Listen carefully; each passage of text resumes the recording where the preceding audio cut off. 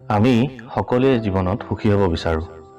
এই সমগ্ৰ পৃথিৱীত এনে এজন মানুহ নোলাব যিজনে চাগে সুখ নিবিচাৰি দুখ বিচাৰে।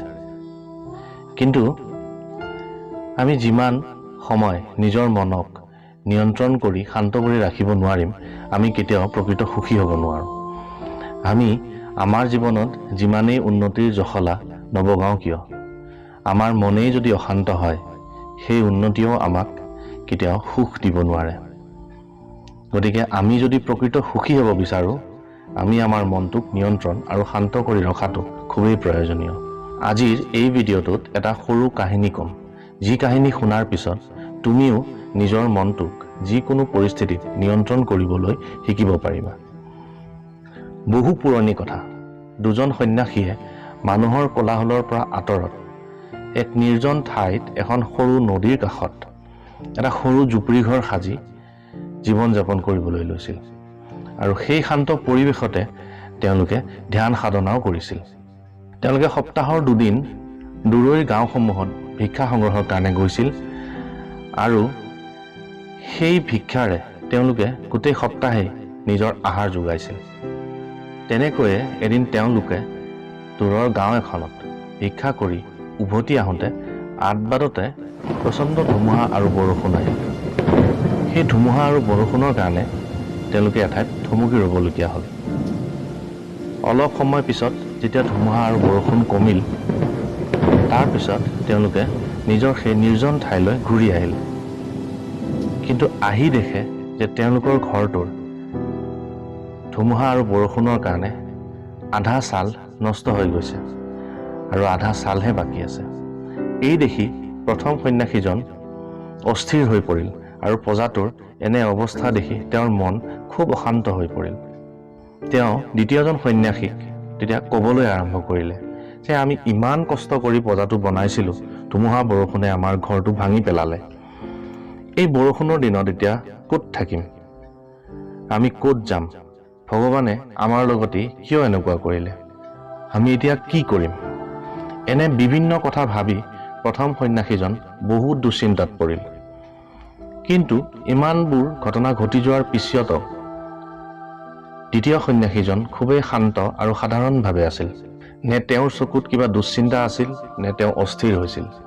তেওঁ হাঁহি মুখেৰে প্ৰথমজন সন্ন্যাসীক ক'লে যে মই ভগৱানৰ ওচৰত বহুত কৃতজ্ঞ, কাৰণ ইমান ধুমুহা বৰষুণৰ মাজতো ভগৱানে আমাৰ ঘৰটোৰ আধা ছাল বচাই ৰাখিলে, যাৰ ফলত আজি ৰাতি আমি অন্তত এইটো পজাৰ ভিতৰত থাকিব পাৰিম। এনেকুৱাও হ'ব পাৰিলেহেঁতেন যে ধুমুহাৰ কাৰণে আমাৰ পজাৰ গোটেই ছালখনেই উৰুৱাই লৈ গৈছে বা আমাৰ সম্পূৰ্ণ ঘৰটোৱে ভাঙি গৈছে, কিন্তু ভগৱানে তেনেকুৱা একো হ'ব নিদিলে।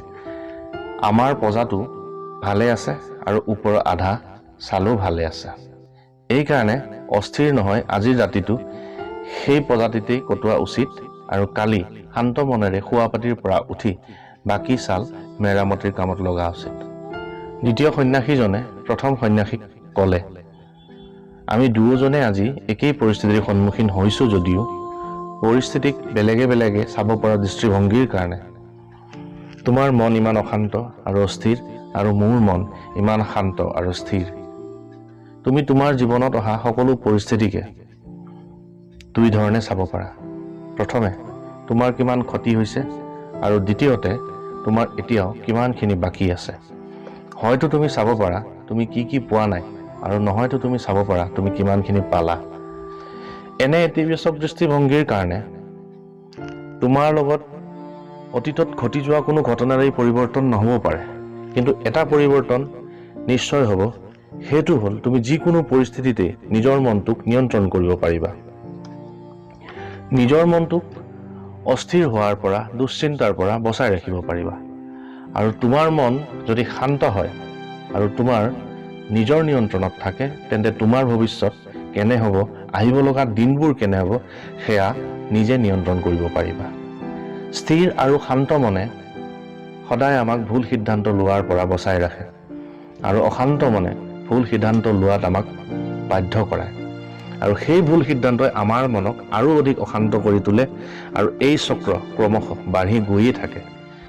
কিন্তু তুমি যদি তোমাৰ মনটোক নিয়ন্ত্ৰণ আৰু শান্ত ৰখাটো শিকি লোৱা, তেনেহ'লে তোমাৰ সঠিক সিদ্ধান্ত লোৱাৰ সম্ভাৱনা অধিক গুণে বাঢ়ি যাব আৰু এনে সঠিক সিদ্ধান্তই তোমাৰ মনটোক আৰু বেছি আনন্দ আৰু শান্তি দিব। আৰু আমি যদি আমাৰ লগত কি নাই আৰু আমাৰ লগত কি বেয়া হৈছে সেইবোৰলৈ অভিযোগ কৰাৰ পৰিৱৰ্তে আমাৰ লগত যি আছে সেইবোৰৰ কাৰণে কৃতজ্ঞ থাকোঁ আৰু আমি এতিয়াও কি কৰিব পাৰোঁ সেইবোৰ লৈ যদি আমি আত্মবিশ্বাসী হওঁ, তেন্তে আমি যিকোনো সমস্যা এজন অশান্ত মনৰ মানুহতকৈ বহুত সুন্দৰভাৱে মুখামুখি হৈ জয়লাভ কৰিব পাৰিম। সেয়ে যিকোনো পৰিস্থিতিকে ইতিবাচক দৃষ্টিভংগীৰে বিচাৰ কৰি নিজৰ মনক নিয়ন্ত্ৰণত ৰাখি তোমাৰ লগত যি সম্বল আছে তাৰ কাৰণে কৃতজ্ঞতা জ্ঞাপন কৰি জীৱন যুদ্ধত আগুৱাই যোৱা।